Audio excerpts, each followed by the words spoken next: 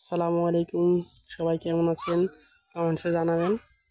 আর আপনাদের জন্য আগামীকাল আমার প্রোফাইলে একটি ফানি ভিডিও নিয়ে আসব, সবাই দেখবেন ইনশাল্লাহ। আশা করি লাইক কমেন্ট শেয়ার করবেন। এখন সুইচ গেটের নিচের দিকে এসে বসলাম, মাঝখানে চর জেগেছে, দেখতে পাচ্ছেন নদীতে।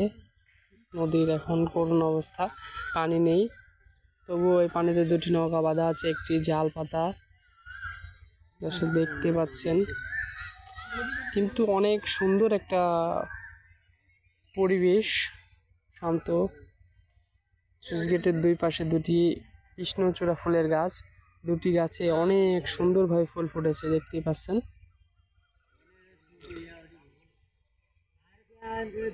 অনেক সুন্দরভাবে, যদি আমি অনেক নিচে বসে আছি, অনেক দূরে, তারপরেও আপনাদের একটু দেখালাম।